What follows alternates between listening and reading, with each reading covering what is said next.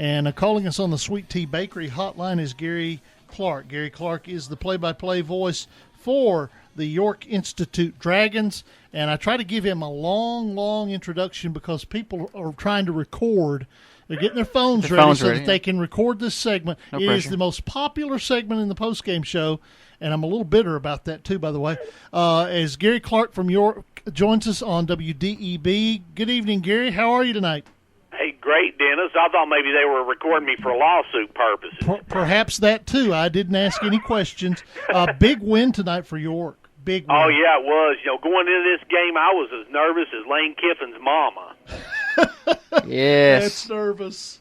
Hey, I just tell you, considering York was coming off a bye week, and it was homecoming at York, and Canyon County played so well against Smith County last week, I mean, it had to make you a little nervous. But now, honestly, I shouldn't make fun of Lane Kiffin's mom. I mean, she isn't really worried about Lane Kiffin, his safety. She's just worried about nobody will ever remember him. I don't think that's going to be a problem in Knoxville. I think they will remember him pretty well.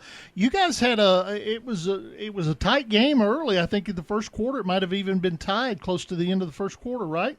Yeah, it was close for a while. York came out and scored, and then Canyon County came out and scored, and then York was able to out-rush Canyon County 335-12 for the rest of the ball game. After that one drive by Canyon County, their offense was nowhere to be found. It was kind of as impotent as President Obama's credit card. Oh, the current events ticker continues to roll at Gary Clark's house. Dennis Weaver, Josh Peterson talking to Gary Clark. Gary, the win tonight for York kind of, we talked about it probably 3 or 4 weeks ago with you, the way the schedule's set up, a good chance for them to finish up maybe 6-4, and that win tonight moves them to 5-4. Before you get into next week, talk a little bit about chances for York to finish up with an above 500 record. Well, to finish above 500, we got Livingston next week. Livingston's a really good ball team. Livingston's got one of the better teams in this area. They've been pretty much manhandling everybody. They've walked through the district, had not a whole lot of trouble with anybody in district or Region 8A. Gary, you guys are going to play that game on Halloween, right?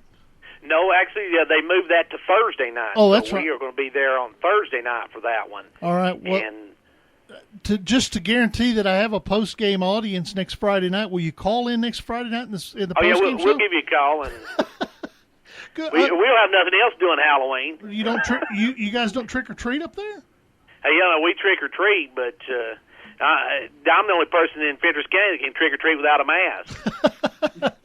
Well, good luck with that, and good luck with Livingston Academy, and figure out, why do they call them Hog-Eye? That dates back to some coach, not actually coming from York Institute. I really don't know how that came to be. Well, your assignment this week is to find out why they're called Hog-Eye. All right, I'll have to talk to the guys at WLIV in Livingston and ask them where they got that name at. All right, I appreciate it, Gary. We'll talk to you next week, okay? All right, see you, Dennis. That is Gary Clark at WDEB joining us on the Oak Restaurant Hotline.